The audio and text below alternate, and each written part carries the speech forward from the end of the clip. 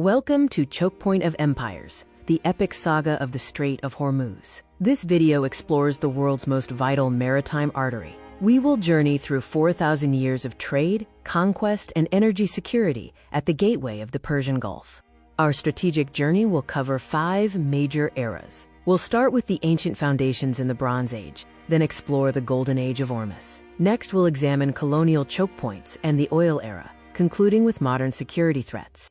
The Strait of Hormuz is a geographical masterpiece. Spanning only 21 miles at its narrowest, it carries 20% of the world's petroleum. The Musandam Peninsula creates a natural choke point, where deep channels require expert pilotage for supertankers.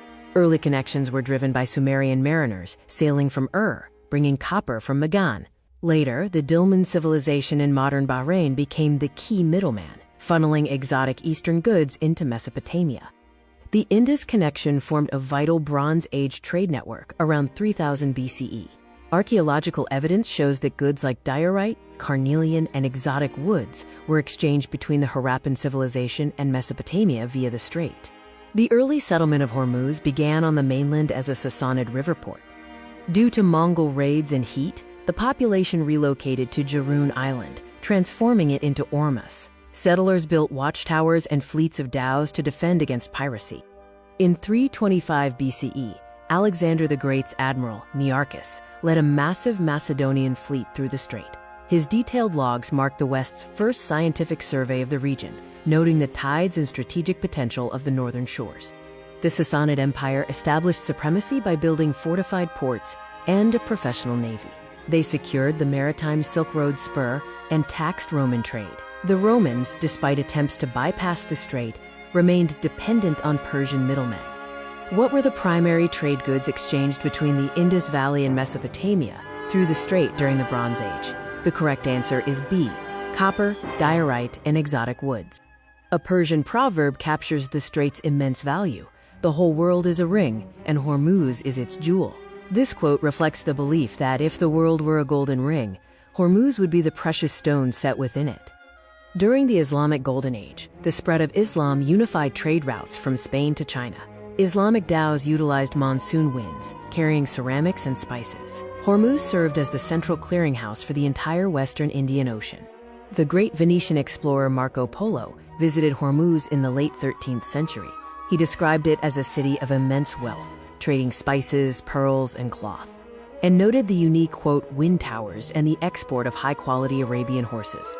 The Jarun dynasty controlled both sides of the Gulf, including the islands of Qashm and Bahrain. By controlling this crucial choke point, the Kingdom of Ormus enforced a lucrative maritime tax. The city became a melting pot, fueled by the global spice trade.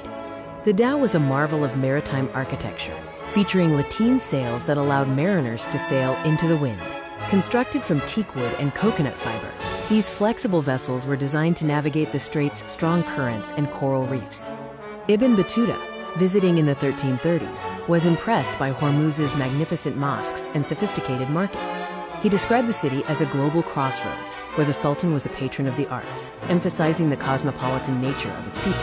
Before the discovery of oil, natural pearls were the white gold of the strait. This industry produced the world's finest pearls and funded the naval defenses of the Kingdom of Ormus. Thousands of divers risked their lives each summer for this luxury export.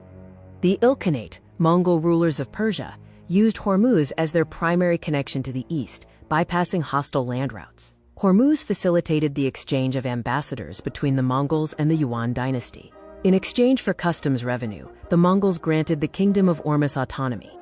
Which famous traveler described Hormuz as a global center where merchants come from every part of India to trade spices? The correct answer is A, Ibn Battuta. His accounts were vital in introducing the wealth of Hormuz to Europe. The arrival of Afonso de Albuquerque in 1507 marked the end of local sovereignty. The Portuguese fleet, with superior cannon fire, devastated the Hormuz navy. Albuquerque recognized the strait as one of the 3 keys to the Indian Ocean and built the Our Lady of the Conception fort. The Portuguese strategy centered on the fortress of Hormuz, known as the Red Fortress, which monitored all traffic.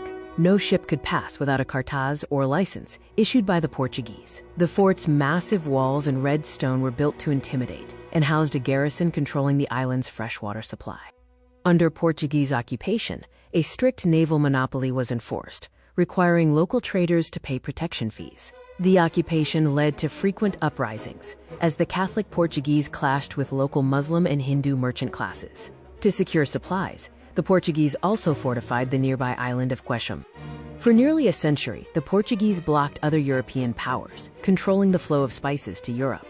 By dominating the Strait of Hormuz, they diverted the spice trade away from Venetian overland routes, shifting the economic center toward the Atlantic. Shah Abbas I, the most powerful Persian monarch of the Safavid dynasty, sought to reclaim the strait. Lacking a navy, he formed a strategic alliance with the British East India Company, offering trade privileges in exchange for naval support to oust the Portuguese. The British East India Company viewed the strait as the key to the Persian silk trade. In 1622, they provided the heavy galleons necessary to challenge the Portuguese. This marked the beginning of British maritime influence, a presence that would redefine regional power dynamics for over 3 centuries. The Great Siege of 1622 saw the Anglo-Persian fleet blockade Hormuz Island, cutting off supplies. Persian troops, supported by British naval artillery, laid siege to the fortress. After weeks of intense fighting, the Portuguese surrendered, ending 115 years of colonial rule. Following the conquest, the island city of Hormuz was intentionally dismantled. Its wealth and population were moved to the mainland to prevent future European occupations. Shah Abbas developed the new commercial hub of Bandar Abbas, ensuring Persian control over the strait's revenue. The Dutch East India Company, or VOC, arrived in the 1620s, using superior capital to challenge British and Persian control of the spice markets. The Dutch played local governors against the British, briefly becoming the dominant European traders in the strait during the late 17th century. Which European power collaborated with the Safavid Persians in 1622 to end Portuguese dominance in the strait? The correct answer is B, the British East India Company. This alliance established the British as a key naval power in the region. By the 19th century, the British Royal Navy became the, quote, policemen of the strait, enforcing the, quote, trucial system through anti-piracy treaties. The General Treaty of 1820 stabilized the southern shore, and the strait became a vital link in the London to India telegraph communication network. The discovery of oil in Iran in 1908 was a paradigm shift. The strait was no longer just a route for spices. It became the jugular vein of the industrial world. The British government took a majority stake in the Anglo-Persian Oil Company, making the strait a top national security priority. During World War II, the Persian corridor served as the entry point for millions of tons of Lend-Lease supplies destined for the Soviet Union. The British and Soviets occupied Iran in 1941 to protect the Abadan refinery and the strait's shipping lanes from Axis sabotage. Following the war, the strait became the modern energy vein. Daily oil flow increased drastically, reaching 15 million barrels per day by 1970, with over 20,000 annual tanker transits. Global dependence soared, solidifying the strait's role as the route for 40% of the world's seaborne oil. The 1979 Iranian Revolution replaced the monarchy with a revolutionary Islamic Republic, immediately shifting the geopolitical balance. The new Iranian government asserted its right to control the northern half of the waterway, creating immediate tensions over navigation rights.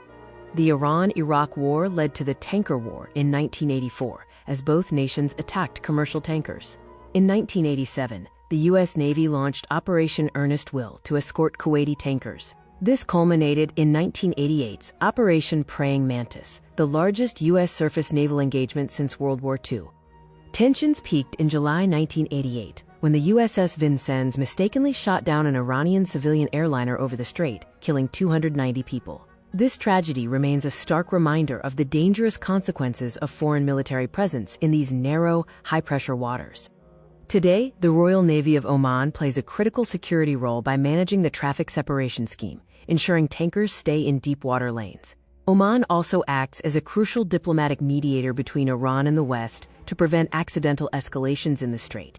Modern logistics are dominated by very large crude carriers, or VLCCs, which are 300,000-ton tankers requiring precision navigation.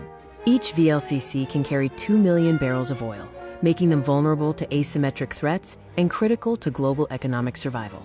Asymmetric warfare is a constant threat. Fast attack craft equipped with missiles and mines can swarm larger vessels. Coastal anti-ship missile batteries line the northern coast, and the mere threat of closure can cause global oil prices to spike, providing geopolitical leverage.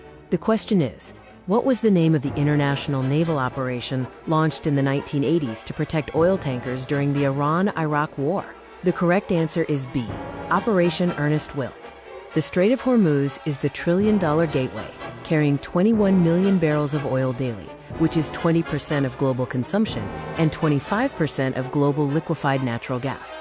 Over $1.2 trillion in energy value passes through annually, and tensions here often add a risk premium to oil prices.